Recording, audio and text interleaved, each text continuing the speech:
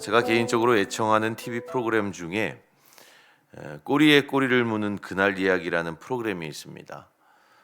몇 달 전에 바로 그 프로그램에서 다룬 사건이 하나 있었어요.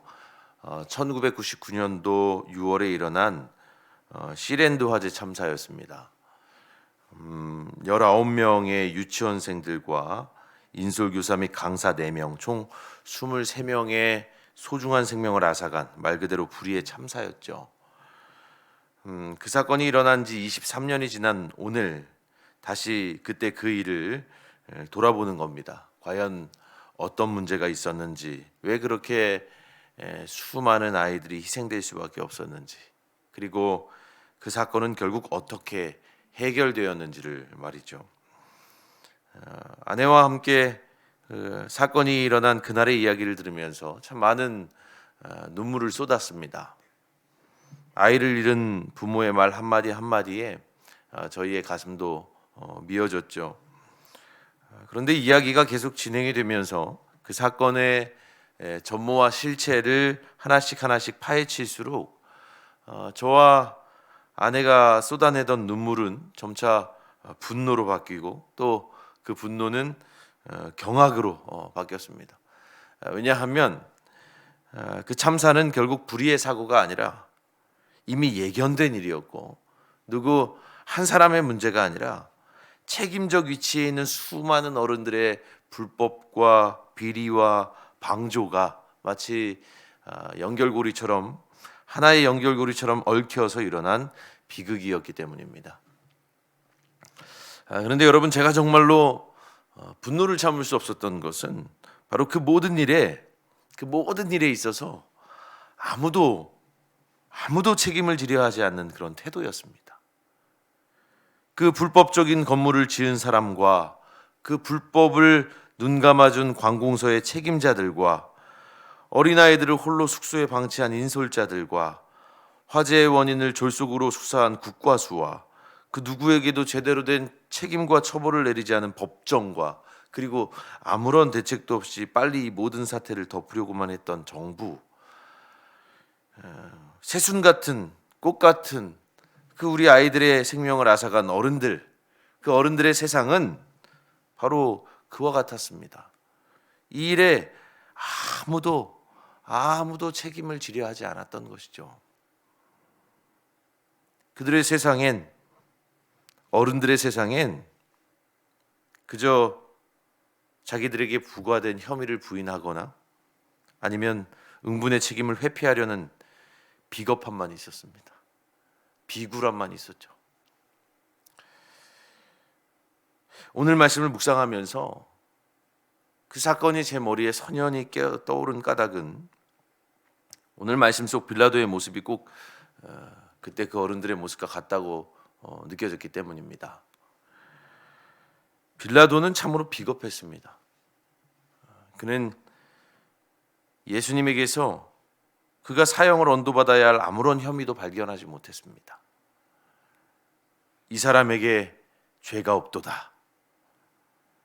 그것이 빌라도의 판단이었습니다.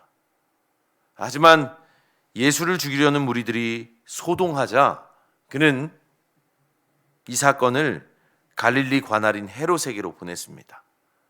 그렇게 그는 책임을 회피하려 한 것이죠. 무고한 피를 자기 손에 묻히고 싶지 않았던 것입니다. 그리고 그와 동시에 무리들이 자신을 향해서 소요를 일으키는 것도 그는 보고 싶지 않았습니다. 그래서 그는 자기 신념대로, 자기 판단대로 또는 자기 뜻대로 문제를 해결하는 대신에 오히려 자기에게 주어진 책임을 회피하는 전략을 구사했습니다. 아주 비겁하게 말이죠. 물론 그 이후에 어떤 일들이 일어났는지 우리는 알고 있습니다. 헤롯은 예수를 다시 어떻게 합니까? 빌라도에게 다시 보내죠. 그리고 빌라도는 그 후로도 2번이나 나는 이에게서 아무런 죄를 찾지 못했다 라고 얘기하지만 결국 어떻게 합니까? 무리들의 뜻대로 사형을 언도합니다. 그렇게 빌라도는 마지막까지 자신의 신념대로 생각대로 행동하지 않았습니다. 그는 책임을 회피했고요. 그 비겁함으로 인해서 빌라도는 어떻게 됩니까? 예수 죽음의 원흉으로 후대에 치욕적인 평가를 받게 되었습니다. 그것이 오늘날까지 이어져서 우리 그리스도인들은 신경을 통해서 이렇게 고백하죠. 예수 그리스도께서 본디오 빌라도에게 고난을 받으사 십자가에 못 박혀 죽으셨다. 우리 그렇게 고백하지 않습니까? 빌라도의 비겁함이 결국 그로 하여금 예수의 원수가 되게 했습니다. 그러나 여러분, 비겁함이라고는 전혀 모르시는 예수님, 그분은 어떻게 하셨습니까? 기꺼이 자기의 길을 가셨죠. 자기 앞에 놓인 고난의 쓴 잔을 피하지 않으셨고, 하늘아버지께서 자기에게 맡기신 문 영혼들을 죽기까지 책임지셨습니다. 그렇게 빌라도가 자기의 책임을 회피하는 순간에도 예수님은 오직 세상을 구원하시기 위해 자기에게 맡겨진 거룩한 책임을 다하셨습니다.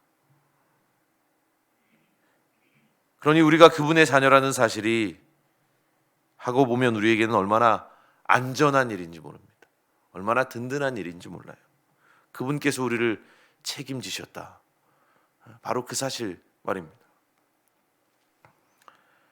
오늘 우리가 살아가는 이 비겁한 어른들의 세상 속에서도 주님은 여전히 우리를 책임지십니다. 빌라도의 길은 내가 살기 위해서 무생명을 책임지지 않는 길이지만 우리 주님의 길은 순환의 깊은 골짜기로 들어가서 끝내 우리를 살려내시는 길입니다. 그러므로 그분과 함께하는 인생의 길 위에서 우리의 영혼은 언제나 안전한 것이죠. 그분께서 우리를 책임지시고 끝내 우리를 살리시기 때문입니다. 어젯밤에 여기까지 설교를 다 작성을 하고는 이제 마무리하려다가 문득 찬양 하나가 떠올랐어요. 그래서 그 찬양을 찾아서 고요한 어둠 속에서 찬양을 들었습니다. 내 영혼은 안전합니다 라는 찬양입니다. 내 아버지 그 품 안에서 내 영혼은 안전합니다. 주 손길로 내 삶을 안으시니 그 평강이 나를 덮습니다. 참으로 꿈이 먹고 단순하게 이를 데 없는 가사 하나하나가 그 캄캄한 어둠 속에서 고요하게 제 가슴에 와 닿더군요. 내 영혼은 안전합니다. 그분이 나를 책임지시기에 그분과 함께라면 정말로 내 영혼 안전하다는 확신이 그 찬양을 들으면서 다시 한번 마음 가운데 주어졌습니다. 오늘 이 새벽에 기도하는 여러분들의 마음에도 이러한 확신이 깃들기를 소망합니다. 죽기까지 여러분을 책임지사 끝내 살려내신 예수 그리스도의 구원 은총이 오늘 여러분의 인생 한복판에서 다시 한번 확증되기를 주님의 이름으로 축원합니다.